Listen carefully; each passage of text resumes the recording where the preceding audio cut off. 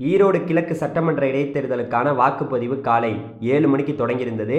இப்போது 9 மணி நிலவரப்படி பார்த்தீங்கன்னா 10.85% வாக்கு பதிவாகியிருப்பதாக தகவல் கிடைச்சிருக்கு. கடந்த ஆண்டை காட்டிலும் இந்த 9 மணி நிலவரப்படி 0.75% வாக்குகள் அதிகமாக பதிவாகியிருப்பதாக சொல்கிறாங்க.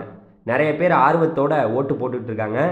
அதாவது இந்த தேர்தல் மிகப்பெரிய ஒரு போட்டி நிறைந்த தேர்தலாக பார்க்கப்படுது. திமுகவா இல்லை பார்த்தீங்கன்னா நாம் தமிழர் கட்சியா அப்படிங்கிறது தான் இப்போ போட்டியே. இந்த தொகுதியில் ஒட்டு மொத்தமாக 2,27,546 வாக்காளர்கள் இருப்பதாக சொல்லியிருக்காங்க. அதில் எத்தனை பேர் ஓட்டு போட போகிறாங்க, எவ்வளோ பேர் போட்டிருக்காங்கிறத நம்ம இன்று மாலை தெளிவாக தெரிஞ்சுக்கலாம். இந்த தேர்தலுடைய முடிவுகள் பார்த்திங்கன்னா பிப்ரவரி 8ஆம் தேதி அறிவிக்கப்பட இருக்கிறது. யார் வெற்றி பெற போகிறாங்கிறது தான் மிகப்பெரிய ஒரு கேள்வி.